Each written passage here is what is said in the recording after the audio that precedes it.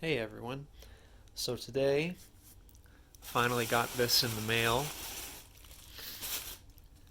My unequal length headers for my car that we're going to be installing today. I've also got a agency power cat back that's not here right now, but it'll be at my garage, and we're going to be putting that on at the same time and hopefully getting some clips of the install. So yeah. What we're going to do right now, I'm going to show you a cold start up on the stock exhaust, and then hopefully by the time this is done we're going to give you a cold start on the exhaust with the header and the cat back and see how that sounds.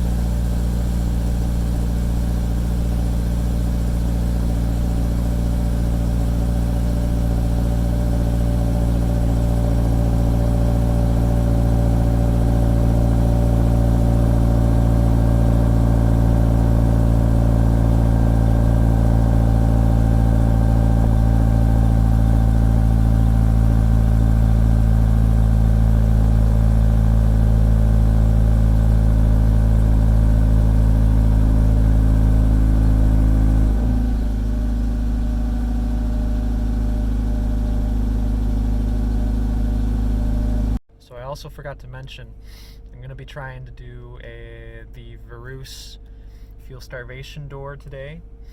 So I'll try and get some video clips of that going, but hard to say because that's a pretty messy job and kind of requires both hands. So I might be busy putting it on more than I am doing a video of how to install it. It's pretty easy though. It's a little one-way door with a seal on it and just clips right into the basket. There's a million videos of it online, but mostly we're going to be focusing on the header and the catback today. So stay tuned for that.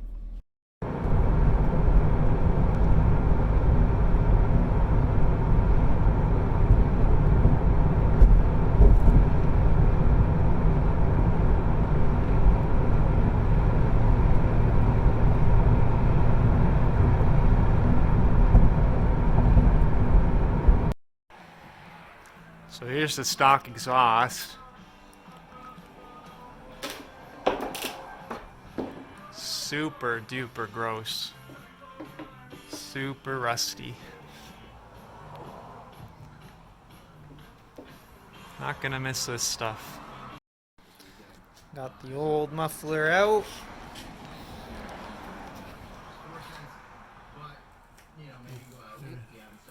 Four hangers. And the one here, and just used some wood to support it, and then brought it down. Alright, so now that I've got the under tray panel off, just gotta unbolt it from the car, and then lower it down. Alright, so it's currently 6:30 on the Friday this weekend, and we had to stop for the day because the last header bolt stripped. It's completely rounded off, so now gotta wait for Canadian Tire to get me my sockets so I can take that bolt out. Then I gotta call Toyota or Subaru and get a new nut to put on the header, because I'm not going to run around with only 5 out of 6 nuts on my header. So yeah, hopefully tomorrow can put everything on and get that fucking header off. So after about 24 hours, we've got the stock header off because one bolt didn't want to come off of this stud right here. We had to get extractors to take it off because it was so fucking rounded. So I've got new nuts on order This one stud fell out, but I think it'll be alright because the nut's still on it. Yeah, I gotta clean up the mounting surface and then we're gonna put it back on. Okay, so after opening up everything, I completely forgot the new header comes with new overpipe bolts and nuts.